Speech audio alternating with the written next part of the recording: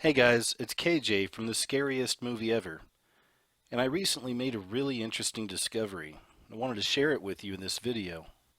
I've always been fascinated with mysteries, mind control in our modern media, occult symbolism in our world and what it really means, mysteries of the cosmos, mysteries of God, and not only exposing the so-called Illuminati symbols in our popular culture, but exploring the meaning behind these symbols. After all of these years of researching all these strange subjects, sometimes it's hard not to feel like you've seen it all. And then, just when you think you've seen it all, something like this comes along. So long story short, I stumbled onto this forum that wound up really blowing my mind. Had a lot of amazing information in there, and the whole thing, as I was reading it, it resonated with me.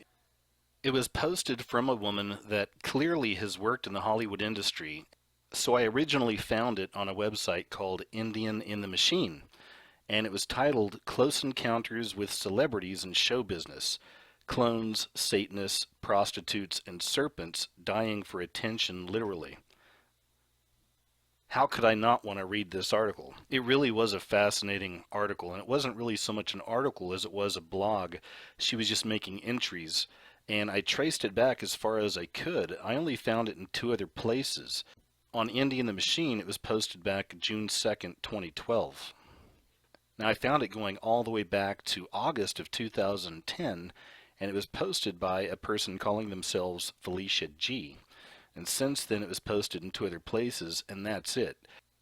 Now the reason I thought that was so interesting is because of all the information in these blog entries. Now take it from me, I have seen my share of these kinds of messages, these kinds of posts, these blogs. I know a lot of you have seen this stuff too. I mean, any one of us that are interested in these kinds of things, the so-called conspiracy theories, or the Illuminati, or UFOs, or the paranormal, whatever it is. I mean, most of us who've really done our digging for a few years, we've seen most things, right? Most of us have seen most of this stuff. But every now and then something comes along that's just special. Something comes along that you've not heard before. And I promise you, this is one of those times. This is why I thought it was very interesting. It's been around for 5 years now, and hardly anybody's really heard about this. And I really think the best way for me to do it is just to read it and let her kind of explain it in her own words. Now, I'm not covering everything. She goes off into a lot of different tangents. Sometimes it's stuff just about the business or about her life out there. Sometimes it gets into clones. Now, if I was to do something on clones, that would take a whole other video. So maybe I'll touch on that another time. But what I'll do is I'll go ahead and leave a link underneath this video so you can go and check out the post for yourself and read the whole thing. I just kind of pulled out some of the juicier tidbits, a lot of the Hollywood insider type info, a lot of stuff about the Satanism going on out there, and a lot of other things as well. So sit back, relax, and check this out. I think you're going to see that once I start reading this and once you start hearing this lady's experience, you're going to be able to connect a lot of this to a lot of the information you've seen throughout the years. It's very interesting stuff. If anything, this is going to fill in a lot of gaps that have been there for a very long time, because most of us are well aware of that satanic Hollywood system. But this lady's talking about things that happened in Hollywood all the way back 20 years ago and since then. She's covering a lot of territory here, so it's very interesting stuff. But another reason it really rang true to me personally is, and I've mentioned this in other videos and I think on some of the radio shows as well, but I worked out in Hollywood myself for many years. Now I was a writer and I had an agent and all that, and I was always trying to sell stuff, but for work I was working in television, mainly in reality TV, and I worked in production, so I wasn't any kind of a big shot or anything. But I'll tell you this right now, if you want to hear the best Hollywood stories, the real Hollywood gossip, the stuff you're not going to see on like E! Entertainment TV or Bravo or any of those daytime talk shows, the best way is to know somebody that works in the industry in production, or to get out there and do it yourself. Because oftentimes these people have been out there for years and they've worked on movies and TV shows, and they've even been to a lot of the parties. Sometimes they've even dated some of these stars. So when you're working out there and you're with this peer group of people who are all trying to make it in the industry, you find the best stories, the juiciest stories, the wildest, craziest stuff. And to me, that's exactly what this video is going to be. This is a lady who put up a blog 5 years ago, decided to spill the beans on some things, No one really caught on to it, it seems like, but I don't think that mattered to her. She was just trying to put stuff out there. So without further ado, kick back, relax, and get ready for something very special, and most importantly, I think, mind-opening, enlightening. This stuff shines the light on a very, very dark industry. August 2010. Felicia G. I'd like this thread to be a place where anyone who has had first-hand experience interacting with celebrities can talk about what they've observed. This includes anything anomalous, which might speak to the idea of replacements, clones, synthetics, or even spiritual possession. Even if all you did was see someone perform live at a concert, or you attended a book signing or political rally, or maybe you had a random moment where you walked past a famous person, I'd love for you to post observations here. Also, I would love for people who have worked on stage professionally or as a model or in film or TV or music video sets to share any observations they might have had about weird things that make you go, the entertainment world is full of high strangeness. My own history comes as both a former actress, singer, and also a writer. Also, I'm just someone who has come across a lot of celebrities and people who work in show business as part of my daily life. Some of it comes from the area where I live, which is an artistic area where lots of celebs and artistic people chose to vacation or even retire. I think I only understood the idea of replacements being possible on an intuitive level for a really long time. Most of what I observed has to do with significant emotional, spiritual, and interpersonal changes that happen when people are presented with really big show business opportunities. Please understand something very important as you read this thread. At any given time, the members of the Screen Actors Guild are 99% unemployed, and there are many, many other actors who are non-union who are also working in the industry on and off, and they are also about 99% unemployed. For the years I worked as an actress, I was equity eligible, which at the time was a subcategory of stage performers who had worked on jobs earning equity minimum rates, but had never actually been hired in an equity show. At the peak of my acting career, I was making equity minimum rates, which in the late 80s, early 90s was $300 per week, and that was considered rich living in the acting industry, believe it or not. Most acting jobs last from 4 weeks to 3 months if you're doing a stage show, such as with a regional theater, dinner theater, or youth theater. That's part of the reason why the unemployment rates are so high. Jobs don't last very long because shows might have a run for just a few weeks, and then you have several weeks of rehearsals before that, so your entire work period might consist of a very short period of time. I did many different kinds of work, ranging from regional theater to Shakespeare in the Park type stuff to summer stock, kids theater, school tours, things like that. In between, I worked as much as possible doing things like voiceover work, live events like industrial work at auto shows as a spokesmodel, and TV and film bit parts. I was lucky to work steadily during the time I was a professional actress. I never took work as a waitress, for instance, to keep me going between jobs. I seemed to always have a gig going on. Most of my friends, in the meantime, made more as waiters and hostesses in restaurants and worked for 2/3 of the year in the restaurant industry. And many of them were a lot more talented than I was. Show business is just a brutal, brutal industry. In the stage world, which centers in New York, you have the gay mafia running things. Befriend this crowd and you will continually get work. Piss them off and you'll never work in this town again. I had written a play once that a former Broadway producer was looking at. She was a lesbian woman who had worked on several big-name Broadway musicals in the 1980s and 1990s. At one point, she pissed off some of the gay males who run the industry in New York, and she literally became homeless almost overnight from the blacklisting. She liked my play, but told me she couldn't really help me any further because all of her friends had turned on her. So to be clear, it is a gay male mafia that runs the theatrical world in New York. This makes for a very weird dynamic when you seek stage work in New York, as I did. Many gay males took to me because at the time I was pretty glamorous and looked like Jennifer Connelly or maybe Brooke Shields, a very popular look at that time. It got me a lot of work. When the rare straight male stage director auditioned me, it was always a casting couch situation. Sleep with me or you don't get work, and I always refused. So the only work I really got in the theater from my New York auditions was from gay male directors. Now on the flip side of things, if you were a gay man auditioning for work and a gay male director was casting, you also needed to be ready to sleep with the director. One of my friends was very willing and got a supporting role in a Broadway musical, but the show bombed, unfortunately. He didn't really care about sleeping with the director, he just thought it'd be kind of fun. Now I'm explaining the background here of the stage world. The stage is very different from TV and film, which I'll discuss here in a moment.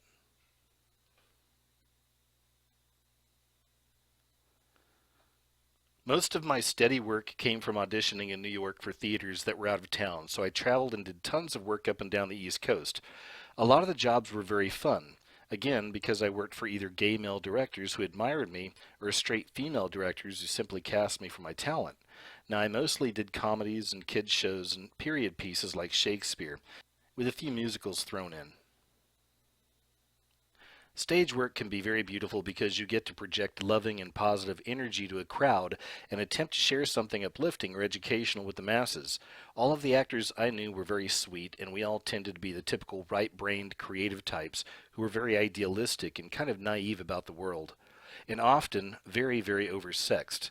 Any cast I was in always became an orgy of almost everybody sleeping with everybody else. Where it got weird was when the power players, the producers and directors, would adopt a cast member as a lover. Then that person was usually elevated to a position of power. They suddenly took over the lead, for instance, with the original person suddenly not showing up for work, and no one knows why. I was fortunate to come from a loving family, but many of the performers and models I knew did not. When they came from abusive homes or single-parent homes, they almost always became more vulnerable to prostitution, abuse, and drug addiction in the industry. Some of it is driven by the very real harsh economics of working in that industry. Again, 99% unemployment, let alone trying to compete with a gazillion people who are prettier, more talented, and who have bigger boobs and skinnier bodies than you do.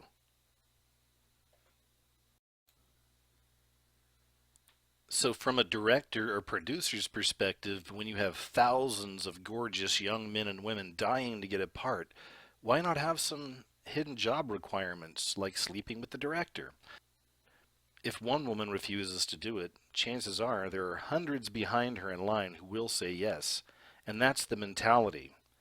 The problem is that young women often think that sleeping with the director means that they will be taken more seriously as a performer and get more access to meatier roles. It doesn't always work that way. I knew two actresses, one who was a comedian actress and the other one who was just an actress, and they were trying to make it in New York and were pursuing every option possible, knocking down doors, pounding pavements, all that. One of them ended up sleeping with this yucky comedian named Jackie Mason because he told her he would help her get live comedy gigs in the city. He did invite her to perform at one event, but that was it.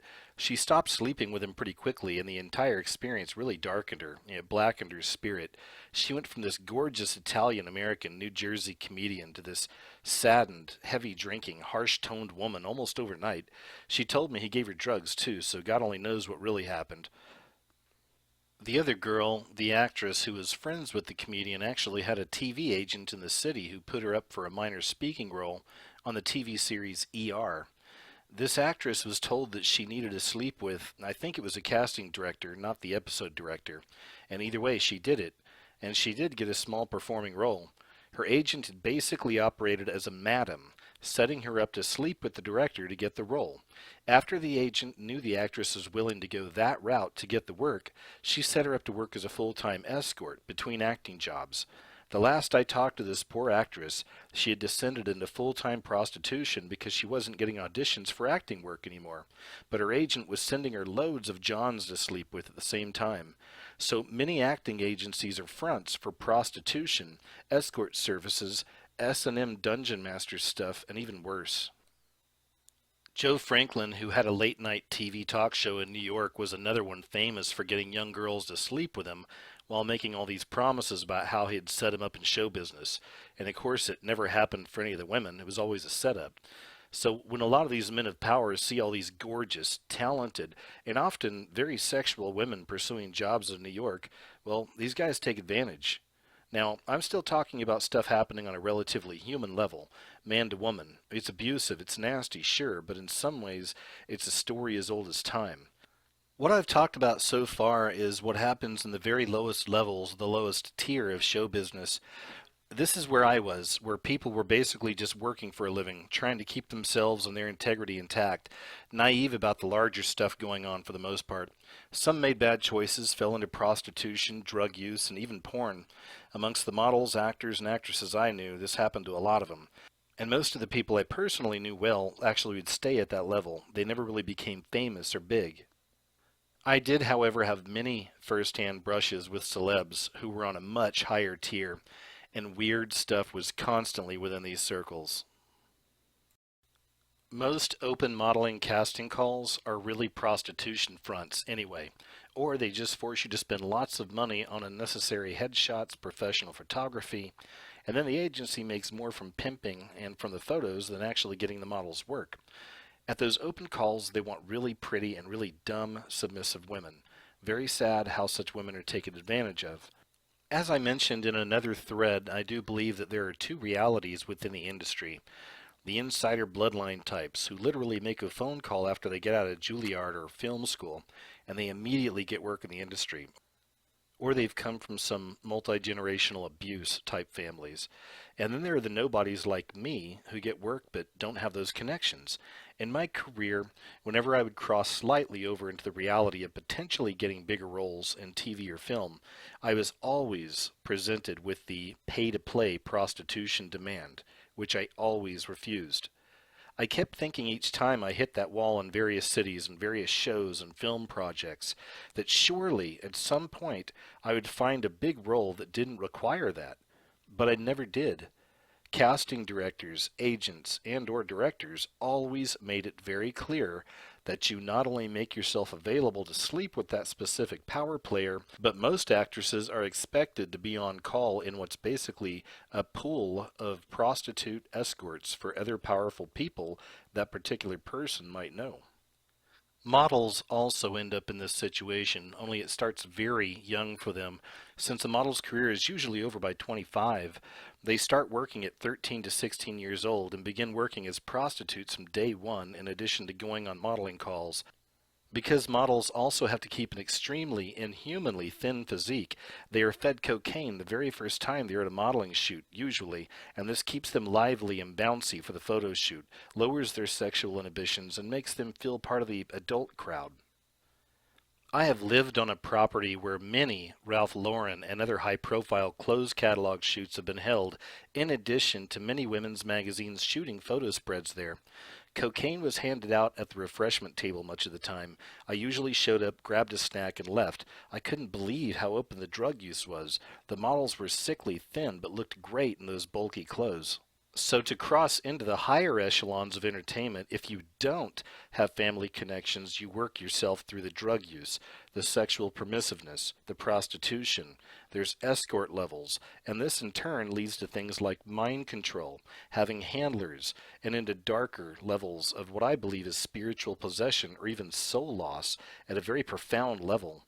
At some point, if you wake up from the almost constant mind control and trance induction, and you say no, you can either be told you will never have a career, as happened to me before I got involved with this crap, and or you could have your physical well-being threatened. I myself had some death threats from one assistant director who had chosen me to play a recurring character on a TV show.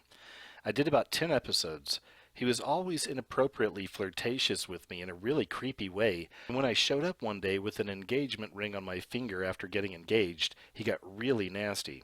He threatened my boyfriend's life and mine. I couldn't figure out why. I was just a bit player, nobody famous, nothing really. He threatened my boyfriend's life and mine. I couldn't figure out why. I was just a bit player, nobody famous, nothing. I just laughed it off at the time, but I knew another girl who had gone the prostitution route on that very same show, and she actually slept with the same assistant director, which got her exactly 6 speaking lines in one episode, and she became creeped out by him really quickly. She talked about how he was violent with her during sex, always feeding her copious amounts of drugs, and talked about how the next time she'd come over, he'd make sure and bring over some of his friends from the set so they could all have some time with her. She refused and broke up with him after that, naively thinking that this was a relationship of equals. She moved back in with her ex-boyfriend, and that boyfriend had the tires shot out of his truck. She was also gang-stalked while out driving for months, and her agent would no longer return her phone calls for so-called unprofessional behavior. Now, of course, this unprofessional behavior was her breaking up with the assistant director. But again, though, I'm just talking about lower level shenanigans in the industry right now, and I'll talk more about observing actual celebs next. I just wanted to provide more background on the thuggery, the mandatory prostitution, and the drug use that is constant in the TV and film world. And I really didn't see this in the stage world at all, so it seems more tied to the modeling, TV, music video, and film worlds. What I've described so far is really the grooming stage, which I believe later can set the stage for a performer, once they get famous, to become deeply embedded in a very dark world indeed. And having seen how dark it is, I can't help but see that there must be people who protest and wake up at some point. And I also see how their waking up must be a real threat to the controllers of this system. So of course they are threatened, silenced, and even killed. And that's the way the game works out there. It's awful. One TV show I did starred Carol O'Connor, and the show was haunted by problems. Parasitic drug dealers literally took up residence in the tiny Georgia town where we filmed, preying on the cast and the crew. Actor Howard Rollins had a major cocaine problem throughout the filming, and even Carol O'Connor's own son, Hugh. He had been given a small role on the show, so Carol could keep an eye on him. He was prone to drug problems, but he became a sitting duck for the drug pushers and sunk deeper into his drug addiction during the filming of the series. Some years later he died of an overdose, and the women on the show were so horribly skinny and coke addicted it was terrible. They keep the women of TV and film horrifically thin. I could see the ribs and backbones of the main actress, Anne Marie Johnson, and a guest star who was a woman from soap operas when they filmed a party scene wearing backless gowns. They seriously looked like refugees from a concentration camp, just like models. And neither of these women was large in any respect. They needed to each put on another 20 pounds just to be healthy. Many of the episode directors complained about how Anne Marie was getting too fat. Yeah, the residents of Dashu were so frickin' fat. What lardasses they were. What twisted people these were. Carol O'Connor was always polite yet distant with everyone. Once in a while you'd see his famous humor come through in some improvising, some shades of Archie Bunker actually coming through. The show was very serious and dramatic and slow-paced. It was called In the Heat of the Night. I was struck by how Carol O'Connor seemed smaller and frailer than he did as Archie Bunker, but I wrote it off as age. Plus, he had a heart condition, and the stress of having to film extra hours due to his co-star's drug problems added to that. At one point during production, he had a heart attack. Now, about a completely different celebrity, I want to tell you about a time that I was kicked off an alternative news conspiracy site some years ago for sharing the story that I'm about to share with you now. We all know Michael Jackson hadn't been Michael Jackson for a long time and was possibly replaced several times. And he came from a horrifically abusive family where his dad sold all of his children into bondage, basically. Many stories about how old Joe Jackson once kicked little Michael in the crotch so hard that it may have actually led to permanent damage to his testes. Other people used to speculate if that was the reason for his really high voice. Anyway, lots of mess going on there. The Being, who was masquerading as Michael Jackson around 1990-95, often rented out a suite at Leona Helmsley's The Palace luxury hotel. A friend of mine in the hotel industry took me to see this huge penthouse suite, which takes up 2 whole stories, and had an amazing view, beautiful grand piano, endless rooms. Now this woman who was the concierge there during the time Michael Jackson was staying there told me about how he would have groups of 10 to 15 Mexican boys, under the age of 15 typically, shipped in by a mysterious limo driver who would show up at the back delivery entrance and bring the kids in for play dates. Now, Michael also always had Bubbles the chimp with him back in those days. The boys would stay over for a night or two and then be shipped back out again. My friend and all the staff used to dealing with VIPs knew that they would be blacklisted from working in the hotel industry in New York if they ever let word out about this. The rooms were always a mess afterwards, she told me. Semen stains all over the expensive couches.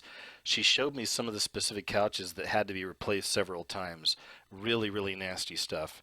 And she didn't want to tell me anything more, but suffice it to say that the insiders in the VIP hotel lodgings world see a lot of this stuff involved with child sex trafficking and sex slavery.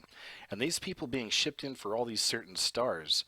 The same goes for women's sex slaves, too. It all depends on the celebrity's tastes. Another hotel industry friend who worked in lots of LA hotels on the West Coast talked about Tom Cruise, and she said that he keeps to this day a very special luxury penthouse apartment for parties with his male gay friends and gay male escorts, some of them underaged. So there is a ton of this underground sex slave, prostitution, trafficking stuff that sits right alongside the drug industry, both with parasitic hands in the world of stars, celebs, and models. Are these the originals? Were the originals this goofed up? I don't know. The replacements do seem heavily indulged, though, if that's what they are. They get all the drugs and sex they want, plus loads of spending money, fame, attention. Cinematographers are also heavily into the dark stuff that is so pervasive in the film and TV industries. Through friends of a friend, I've had several conversations with a man who has been a main cinematographer on tons of mainstream hit films. He worked on Kill Bill with Uma Thurman and Quentin Tarantino and David Carradine. He described working on that set and his whole gleeful description of the constant immersion in blood. Fake blood, of course, one would hope. He also gleefully talked about body parts being tossed into scenes and other celebrations of carnage, and it really made me sick. And he just loved it because he's a nasty piece of work. He described this weird affair between Uma and Quentin Tarantino and how he would sort of program her to do her scenes. The real Uma seems very different, quiet, low-key, nerdish, and even bookish, so definitely lots of programming and handling was going on there. Now, I've never been able to watch the movie. Tarantino's work is just such an openly satanic celebration of bloodlust. I really want to kill the bastard. This cinematographer has also worked with some major action directors like Michael Bay, who I'm convinced is not from here. He's just not human. I mean, go look at his eyes in the photos sometime. He's a weirdo.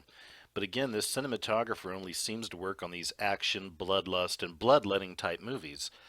This guy, the cinematographer, was also a major creep who kept his wife at home. Then he'd go off someplace like China for 6 months and sleep with a second-tier actress and crew members who all worked on the set. And then he'd come home to this clueless wife. Now, this happens all the time out there. And horrific all around, really. Sets pretty much operate as free-falling orgy zones. Married people suddenly become unmarried for purposes of filming, and then they go back to their significant others later. Michael Douglas did this for years to his long-suffering wife, Deandra. Kathleen Turner recently confirmed this in her biography. The same thing played out in the earlier marriages of both Mel Gibson and Kevin Costner. Remember how for ages their publicists promoted them as these ultimate family men, still married to their longtime sweethearts, devoted dads, all that stuff? Well, now the truth is coming out about how abusive Mel is, and Costner's always getting caught sleeping around. It's such a creepy world. Don't believe any of this knight in shining armor spin about any star, male or female. And yeah, it's all right there in the pageant industry as well. I was in the Miss Teen Pennsylvania pageant back in the day. I think that is what it was called back then. And during the 3-day rehearsal period before the pageant, I was pretty much told by the production heads that I was being given a very favorable rating by the important people because I could sing, dance, I had good grades, etc. It was weird. It was like they were telling me in advance I was going to win. Not that the prize was much. I think it was just a couple of $1,000s. Anyway, as we headed into the dress rehearsal stage and were finalizing our performances for the show, one girl who was very sexually precocious and who had a really large rack on her started noticing how the judges and pageant directors were paying me a lot of attention. So she started kissing up to them. Well, she ended up actually winning the pageant. And I kept in touch with my roommates, 3 girls I had roomed with over the rehearsal weekend who were all contestants just like me. And one of them later told me that the girl who won had slept with one of the male production people. Pure coincidence that she happened to win? Of course. I mean, the girl was 16 years old, but she did look 22. So I hope she was okay after that and didn't sink into that horrible little sideshow world of larger national pageants. I also knew a former Miss Pennsylvania, a very clean-cut athlete type of a woman. She was Miss PA in the late 80s sometime. She talked about how at the national pageant it was all about who would be most sexually accommodating to the judges that weekend, before the final pageant show was held. She didn't win Miss USA, but after what she saw, she had no regrets at all. And you know about the now D-list actress Tara Reid? She of all the addictions and the crazy plastic surgeries. She makes her living earning about $20,000 to $50,000, at least back when she looked better, as a private escort to many wealthy international men. Because when you are a C or a D level celebrity female, you actually earn more as a prostitute than as an actress. And I guess the attitude of these poor, abused, mind controlled women is, hey, at least it's a job. They call it per gig, which usually involves travel to be with the gentleman in question somewhere out of the country, at his estate, a private island, or a yacht, the usual stuff. Now, Pamela Anderson has been doing the same thing for a long, long time. She makes more, though. There are many, many actresses involved in this, and there's also plenty of actors involved in it as well. Now, many others like this one actress, Mina Savari. You may have heard of her, but she had made a really big splash in this movie called American Beauty. But in recent years, she had totally disappeared off the map. She's actually making loads of money as a dominatrix, catering to clients with certain, well, tastes. Now, a lot of this information concerning the actors and actresses who are actually involved in prostitution is not only gleaned from my own personal experiences, but also from a lot of my friends who work in the higher end hotels in LA and Las Vegas. Since SAG minimum rates for a day-long gig used to be, I don't know what, $500 a day or something like that. I really have no idea what it is now. But minor stars might get $10,000 for a small walk-on role as the villain in a TV series. But it turns out that they can actually make way more consistent income doing the call girl stuff and call boy stuff, just whatever. In addition, many female celebrities got started in prostitution and later became stars. Or they worked in a few roles, their careers stalled, and then they went into prostitution, serviced the right client, and then their careers became bigger again. Case in point, Denise Richards, who was working as an escort when she got involved with Charlie Sheen. Her acting career never really took off, and she always had more work as a call girl than anything else. Paris Hilton was a notorious LA prostitute, and the only reason she ever became a celebrity was because she blackmailed certain highly placed entertainment people who were in her little black book. And that's how that horrible woman was foisted upon us all, and young girls especially, who for a while really looked up to her. But her arrest for cocaine the other night is more typical of what she's always been up to. Paris now makes between 500,000 to 1 million just to show up at a party for like the King of Bahrain's son and stuff like that. She does those international prostitution party appearance gigs all the time. There is also a big esoteric psychic ritual component going on in Hollywood. Depending on the wiring of the woman, she might be used to conceive a particular type of a soul during a ritual. She could be used as a breeder, and then suddenly the baby disappears. Also, there are sexual rituals, and they're usually used to bring energy to a person, a company, a project, an endeavor, or even to a location. Older women are often used to help a younger member, male usually, of a connected family celebrate his sexual maturity. You can think of it like a bar or a bat mitzvah ceremony, only instead of coming of age spiritually, he is celebrating coming of age sexually. This can be done when the child is between the ages of 12 or 15 for boys, and not too long after a girl's first period for the younger girls. You have the Madonnas out there who groom these younger women to eventually take their place with these sexual psychic rituals, but sometimes the older ones are still being used for other things too.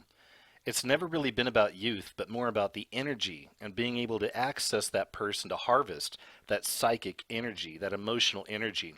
And the women who have had a lot of sexual abuse and fragmentation and damage in their past, they're especially popular in this regard because they can be trained not to remember being abused, and they'll tend to dismiss everything as a great party in which they had great drinks and drugs and had sex with multiple people, and then they went home with lots of money. Pamela Anderson wrote a novel, I'm sure with a ghostwriter, but she wrote it a while back that talked about one of her alter egos.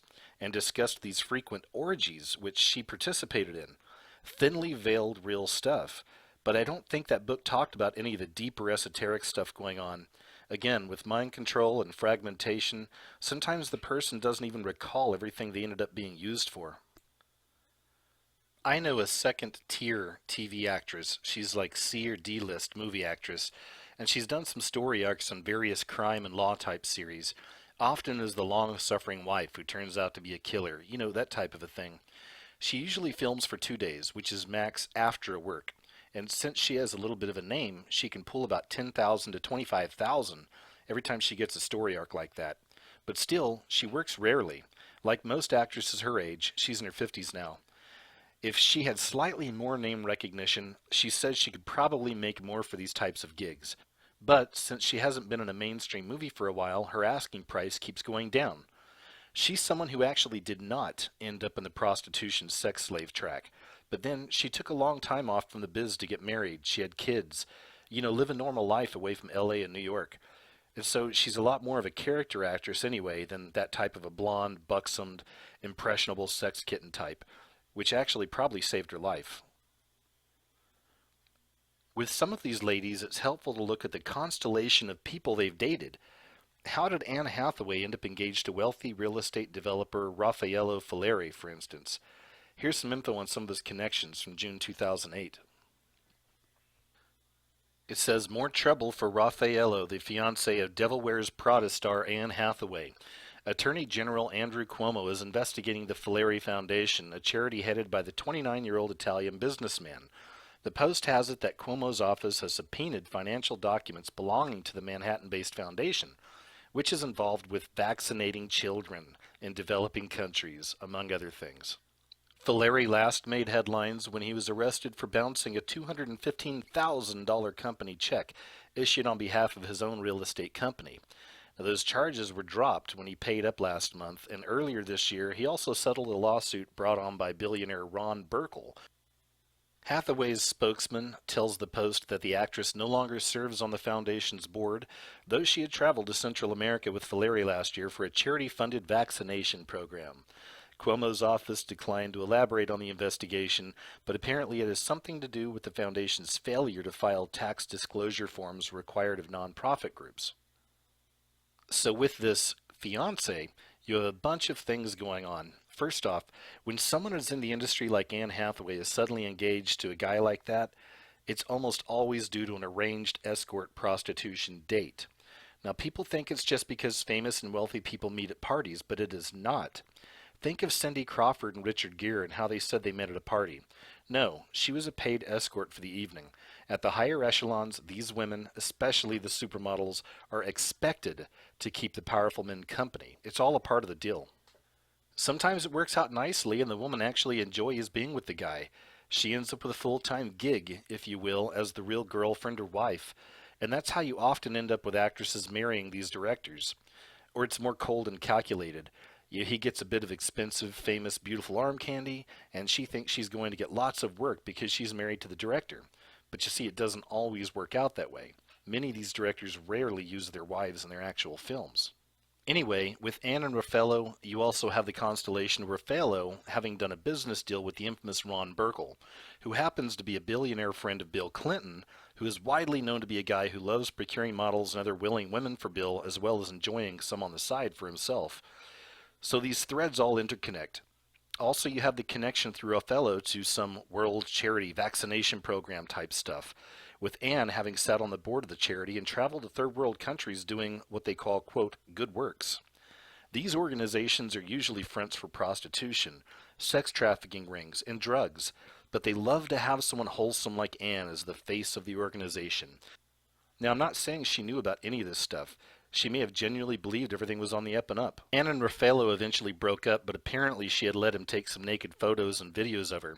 And she was freaking out for quite a while, at least that's what the media was telling us. She was afraid that they were going to be released. Now that's exactly how the mainstream press always spins this stuff. She agreed to do some sort of porn photos and video for the guy, with the understanding that it would be only circulated amongst a connected group of his friends. But after she broke up with him, all bets were off, and she knew he might get nasty and circulate some of this stuff wider. So this press release makes it sound like these were just some innocent little photos and bids taken between a consenting couple. But that's not how it usually works. The actresses agree to do porn in exchange for all the perks of being with the rich guy, but with the understanding that they lose rights to that material if they break up with the guy. I think that Anne got lucky or perhaps made some other concessions or deals because the release of this material didn't completely spoil her industry image as the nice girl, but it looks like some of it is leaked to the net and is viewable online. There is a higher tier in the porn world of homemade stuff by gorgeous actresses and models whose boyfriends just happen to be directors, photographers, celebrities, or other connected people, and they get these exclusive access to these sex tapes or photos that these women do. I'm sure Raffaello passed Anne's stuff off to his friends like Ron Burkle did.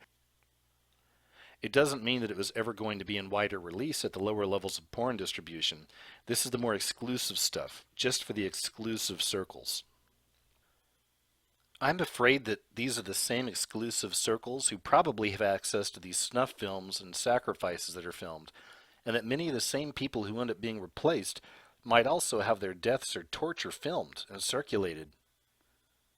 I can't say that with 100% first-hand knowledge, but I have known people who survived sex trafficking, and that they say that snuff films are done when a sex slave, prostitute, call boy has gotten a bit too haggard or maybe worn out around the edges, past his or her sell-by date, and or have pissed off the wrong people.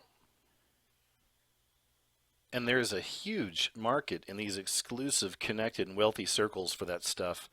I think if we really want to know what happens to the people who get replaced, that such snuff films would unfortunately tell us more than we would ever want to know. About Melissa Joan Hart.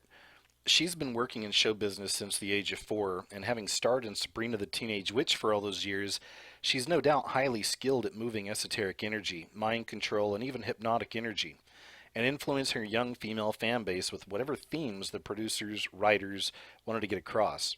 Now, a lot of that is probably unconscious on her part. She's just doing what she's been trained to do. Her husband, Mark Wilkerson, is a bit of a puzzle, though. Very little info available on him, even though he has his band called A Course of Nature, which has had some minor hits. The two of them did name their first kid Mason Walter Wilkerson, which is interesting. Who uses Mason as a first name, unless it has some significance? Perhaps a nod to the Freemasons, I was guessing? My sense of the couple is that they are very good workers for the system. They represent the good guy, good girl platform. They are being used by the system, but might not be insiders themselves. Melissa is busy being a good breeder, though. Just had her second kid, I think. Keep in mind with the breeder women is that there are often children born between the pregnancies we hear nothing about. They're the ones that get donated or sacrificed. Kids who can move psychic energy as powerfully as Melissa no doubt can and will be highly prized. I also wouldn't be surprised if Melissa's own children, or at least one of them, don't get offered to the Star Machine when they are a little older. As expected, since I joined this forum, I've been getting a certain amount of unpleasant pushback for posting. And that's why I've sort of been posting in a burst. I'm going to probably have to go dark for a little while after my flurry of posting, but I'm sure you'll all understand why. I'm not even in the industry anymore, but the psychic attacks and the synchronistic real-time warnings have been kicking up again. This always happens when I start talking about real things. Some of you probably know me from past posts on esoteric-type forums and alternative journalism, conspiracy forums, where often an entire group of gang-stalking behavior starts kicking up when I piss off the wrong person. So it's not a lot of fun. Speaking as a former performer, I always had a very pure and spiritual component, a very genuine intention to spread love, light, and positive emotion through my work as an actress, a singer, musician, comedian, writer. Very early on, I ran into the dark arts. There is literally a much more pervasive dark form of art that is ruled by the Illuminati, reptilian, negative ETs, demons, whatever you want to call these things. They're all pretty much the same group from what I've seen. I did tons of Julie Andrews, upbeat, positive type work, largely comedic, some of it kids theater, a lot of it musicals, most of it live stage work. It was only when I started auditioning for, say, David Mamet type plays, in which the women are always hardened and usually whores, that I started to see the bizarro universe that coexists in the arts next to the more innocent, love and light, having fun, making friends, trying to change the world crowd. Whenever I auditioned for the darker roles, I was always creeped out by the metaphysical components. A lot of negative energy is always attached to these directors, the casting people, the actors, the actresses. A theater in which that stuff is happening feels completely different than, for example, a nice little dinner theater out in the country where I portrayed a character in Camelot. The dark stuff definitely involves negative entities. Often these entities and energies that the performers welcome into their bodies is a form of willful possession. Remember Oprah Winfrey's book Beloved, which she did a while back?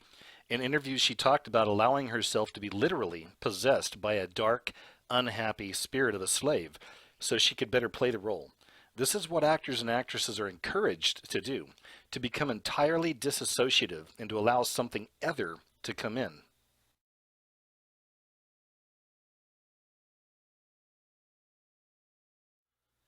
About the Olsen twins from Full House. I don't have any first-hand knowledge of them. All I know is that the twins always creeped me the F out. Like they were possessed as very, very little girls, maybe? Then when the one Olsen twin just happened to own the apartment where Heath Ledger overdosed, and the massage therapist who found the body, hint, she wasn't a massage therapist but a hired sex worker, called the Olsen girl first instead of 911, that just seemed to be par for the course with them. Remember, the satanic blood sacrifice type feeling of Heath Ledger's death coming just as Batman was coming out? And how the whole morbid situation ended up creating huge box office receipts, not to mention a posthumous Oscar nomination for poor Heath? You think that was all manipulated in some way? Absolutely. It's all about looking at the connections that these people plug into. You'll find a lot of nasty and juicy stuff that way. As far as all the clones and synthetics, I'm not really sure exactly what is going on there myself. I do have a theory that sometimes horrific plastic surgery of the type that really is more mutilation than beauty improvement can sometimes be done as a form of torture to bring the star in line. I can't even look at some celebs like Mickey Rourke or Heidi Montag or even Ashley Simpson without thinking maybe the original is still in there, but were they tortured into shutting up or falling in line some way? So using extreme surgeries as a form of torture and abuse might happen long before someone is actually replaced, or maybe in place of the replacement. But then some real plastic surgery does take place, of course, to make replacements look like the originals too. So it all gets very confusing. Traditionally, a doppelganger is considered a double, either a physical being or a non-physical being, which mimics someone else in every way, to the point that people get confused as to who's the real one and who's the original. One of the most famous doppelganger stories was of Percy Bysshe Shelley, husband of Mary Shelley of Frankenstein fame. Not long before Shelley's death, his friends reported seeing him walking outside a window of the house, but it wasn't him because the real Shelley was somewhere else at the time. Since he died soon afterward, there were whispers that that had been a doppelganger, which can often be said to be a harbinger of the original's death as well. If you travel at all in this world and happen to work in a field in which you're exposed to lots of strangers, you soon see that there are only a certain amount of body, skin, voice, and personality types out there. In my work as an actress, I'd regularly move to a new town, end up living in close quarters with 30 complete strangers, and get to be very close to those new friends during the time we'd work together on a show. But what struck me after a few years of doing this is that I was starting to see doubles everywhere. Certain types kept repeating themselves. Amongst gay men, for instance, I kept seeing repetitions of almost the exact same type of man over and over again. Very eerie when you've traveled to a new part of the country and the guy has a different name, but he sounds, looks, and acts exactly like someone you befriended months before in a different state or even on a different acting job. When you haven't traveled very much, you don't see this kind of a thing, but trust me, it is very real. So, that does mean that the frequency of natural physical voice and personality doubles is higher than you might think, unless you've traveled a lot and spent time with tons of strangers as a gypsy performer type like I have. Then I went on to do counseling for a decade and worked with thousands upon thousands of strangers, and I saw doubles all the time. These weren't just people who looked alike and talked alike. Their issues and problems, the dynamics they were experiencing in relationships, family, work, all of it repeated itself to a T. Anyway, there seems to be the good Jedis and the dark Sith Lords in the arts, and unfortunately the darker arts are being strongly celebrated these days. Actresses like Anna Paquin, who didn't have much of a career after her childhood nomination for Best Supporting Actress in The Piano, has had to turn to the dark side of art to get recognition again in her vampire TV series True Blood. There can be a lifelong process of trying to get a talented artist to turn to the dark forces. And after that happens, a lot of subsidiary dark stuff starts happening. Involvement in arranged dates with powerful men or women in the industry. Feeding the stars tons of drugs just to get them to disassociate and go along with the abuse. And then involvement in actual dark rituals and sacrifices, but more commonly, sex rites. At least like in the beginning of Eyes Wide Shut. The negative gatekeepers need a certain amount of true artists, lightworker types who are more fueled by love and innocence. And sometimes such types are targeted to be moved to a higher level of the playing field, while at the same time keeping them surrounded by relatively nice handlers who don't really corrupt them, at least not yet. But it seems that everyone in the industry has to make the choice between corruption or getting out of the industry at some point. Drugs and alcohol and spiritual possession make it easier to say, screw it, I'll do anything to get a job. But a lot of people who try to make it okay within themselves end up the victims of replacement later on, because at some point they usually do protest or get what's called a big mouth, and give that one revealing interview or comment to the media that can get them into real trouble.